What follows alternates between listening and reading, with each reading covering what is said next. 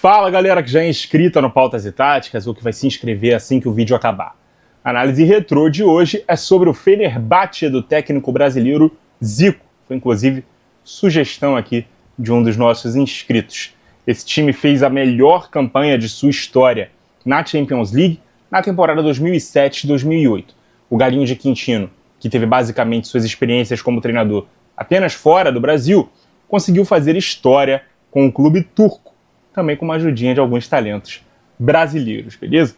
Vamos sacar então aqui a nossa prancheta, deixa eu dar uma olhadinha aqui no enquadramento, que já é de praxe, levantar um pouco mais para a gente poder falar sobre esse time base que tinha Volkan Demirel no gol, Gökhan Gonu na lateral direita, Lugano e Edu Dracena, os dois zagueiros, Lugano que jogou no São Paulo, uruguaio, Edu Dracena de Corinthians, de Santos, enfim. O lateral esquerdo, Roberto Carlos, ele mesmo. Aqui os dois volantes, Mehmet Aurélio ou Marco Aurélio e o Josico, esses eram os dois volantes. David, aquele mesmo que jogou depois, né, no Flamengo, antes já tinha jogado no Santos, no Cruzeiro, né, o David que ficou conhecido pelos gols perdidos, né, principalmente com a camisa do Flamengo. Alex, né, camisa 10, Alex Cabeção, grande jogador, um dos maiores camisas 10 que eu vi jogar, era o meia atacante. Na ponta esquerda, o Ugur Boral e o centroavante, normalmente, era o Semir Şentürk. Esse elenco ainda tinha nomes como o lateral Wenderson, que também podia jogar como meia pela esquerda. O Ali Bilgin, né, era um coringa, né, jogava em várias funções no meio campo. O Tumer Metin era um meia ofensivo, alternava ali com o Alex a titularidade quando o brasileiro não podia jogar. E o Mateja Kezman, centroavante experiente, rodava ali a titularidade juntamente com o Semir. O time jogava num 4-2-3-1, né, mostrando um estilo ofensivo, mas com disciplina tática também na fase defensiva. Geralmente, a saída de bola era iniciada pelos zagueiros Edu e Lugano, naquela época não se podia entrar na área, né, no momento da saída de bola. O Josico era quem recuava aqui como opção de passe curto. Os dois laterais subiam juntos e o Mehmet Aurélio é quem ficava aqui como esse volante à frente dessa trinca aqui na saída de bola, que era feita com 3+1, ou 3+3, se você considerar a presença dos laterais abertos numa segunda linha, formando uma linha mais espaçada que a primeira, que era mais estreita, beleza? O Roberto Carlos, ele era peça-chave. Ele avançava já na primeira fase de construção, empurrando o time para frente. O time saía principalmente pelo lado esquerdo, com o brasileiro, o Roberto Carlos. Ele era mais qualificado, né, entre os dois laterais, obviamente, mesmo mais velho, quando já tinha passado o seu auge, né, no Real Madrid. Ele chegou ao clube turco tendo em mente de que seria o último clube de sua carreira. Depois a gente sabe que ele ainda atuou pelo Corinthians e pelo Anzi Makhachkala, da Rússia. O Alex, ele não participava muito da saída baixa, né, mas ele ficava mais adiantado para receber entre linhas, era o grande cérebro do time do Zico, que sabia tudo sobre essa posição, né? E um detalhe, tanto o Zico quanto o Alex foram camisas 10 muito artilheiros. Então o time girava em torno do Alex. O treinador sabia que a bola tinha que chegar nos pés dele para que o time pudesse ter alguma chance de construir boas jogadas. Por isso, mantê-lo no terço final era uma boa estratégia, beleza?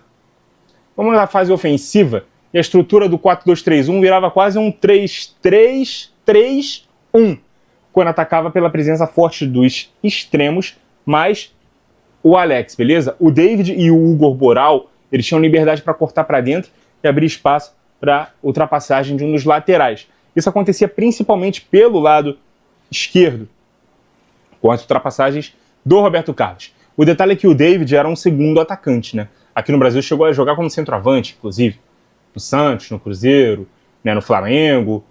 Como eu disse, ele ficou ali marcado, né, por alguns gols perdidos, também porque ele não tinha tanto molejo assim para jogar como 9. Aqui nesse time ele era ponta. Jogou no Flamengo, inclusive, com o Thiago Neves, com o Ronaldinho Gaúcho. Vocês se lembram, né, desse time. Então, quando o David fazia as diagonais, né, para a área, ele aproveitava muito os cruzamentos do Roberto Carlos, que era quem buscava bastante a linha de fundo e também as triangulações por ali, juntamente com o Alex, que encostava também, e o ponta daquele seu lado da jogada. Então, os três aqui faziam ótimas combinações de jogada, e quando o time cruzava a bola para a área, o David estava sempre ali no segundo pau para poder escorar esses cabeceios, beleza? Então o time atacava praticamente com 4 jogadores ou 5 se você for considerar um dos laterais, especialmente o Roberto Carlos. Os dois pontas na diagonal, o centroavante mais o Alex ali também afunilando. O Alex era um maestro que buscava zonas centrais, bolas entre linhas, tudo passava por ele, além dele ser um grande construtor. Ele também chutava muito de fora da área, né? Era também um grande especialista em cobranças de falta. O Mehmet Aurélio, que era esse volante também, que ficava um pouco mais à frente, também aparecia para poder finalizar de fora da área, também penetrar na área quando necessário. E além desse tipo de jogada, o Fenerbahçe também explorava bastante a bola longa para o Semih, ou até mesmo para o Kezman, explorarem, né, essa força física, esse pivô centralizado, jogando de costas, principalmente para poder abastecer os pontas. Então o time explorava bastante aqui esse jogador no pivô, né, as bolas longas vindo aqui da defesa sempre tinham como alvo o centroavante, aí ele poderia fazer o pivô para quem vinha de trás, poder atacar a área, né, já chegando de frente, beleza? Então ele também empurrava, a presença dele empurrava, né, as zagas para trás para poder abrir espaço para esses três jogadores, até quando ele não era tão acionado assim. A simples presença dele fazia, né, com que a zaga acompanhasse a movimentação dele quando ele corria para frente. Então aumentava muito o espaço entre a primeira e a segunda linha do adversário. E as bolas paradas também eram uma grande arma, né, da equipe do Fenerbahçe. Não só nas cobranças diretas do Alex, mas também explorando o cruzamento na área, que tinha no Lugano e no Edu Dracena dois grandes trunfos no jogo aéreo, beleza? Falando aqui sobre algumas variações de jogo aqui do Fenerbahçe. Quando precisava ser mais ofensivo, entrava o Kezman e o Semih para jogar juntos. Então o time passava a jogar num 4-4-2 com um losango de meio de campo, né? Porque os dois pontas, então, se abria a mão, né, dos dois ao mesmo tempo, para poder jogar mais um centroavante e mais um meio-campista aqui, né, nesse meio-campo. E aí muitas vezes poderia ser, né, o Ali Belguin, que era esse jogador mais coringa ali no meio-campo, poderia fazer as funções aqui de vértice lateral, né, principalmente. E quando o time tinha vantagem no placar, os pontas aqui não eram mexidos. Perdão. Eles ficavam como figuras cruciais para poder fazer o time defender em blocos mais baixos e explorar os contra-ataques. Então o time se posicionava quase que num 4-4-1-1. Não era tanto 4-4-2. O Alex ficava aqui sempre vigiando onde a bola estava para ele poder ser o cara que puxava o contra-ataque. E aí aqui o centroavante também fazendo aquele papel dele de correr para frente e empurrar a defesa para trás, beleza?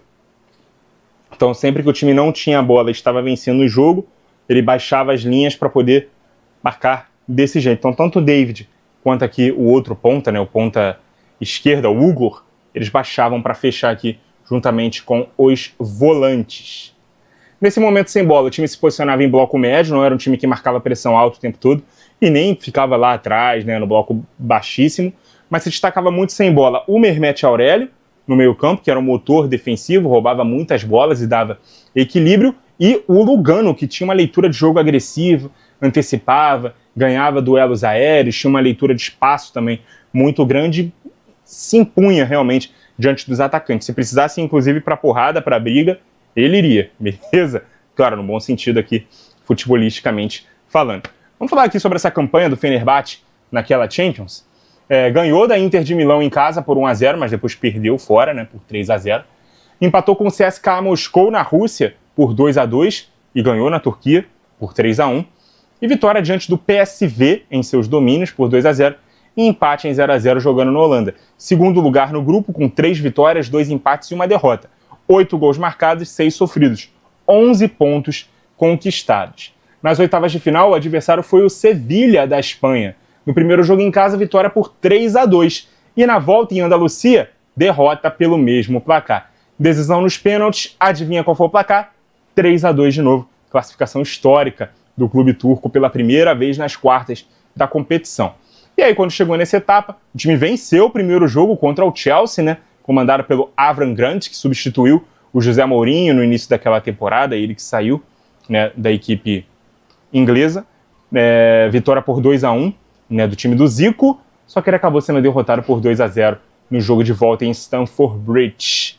E assim acabou o sonho, mas nada que tire, né, a história que foi feita. O Fenerbahçe do Zico foi um time equilibrado, usava o talento do Alex como epicentro criativo, mas tinha solidez com o Lugano, com o Mehmet Aurélio, né, ali nas duas primeiras linhas do time. Foi uma equipe de meia transição, né, nem super ofensiva e nem retranqueira, mas que sabia crescer em jogos grandes, como contra a Inter, contra o Sevilha e até o Chelsea, que inclusive foi até a final daquela competição, né, acabou sendo vice-campeão, perdeu nos pênaltis a decisão para o Manchester United.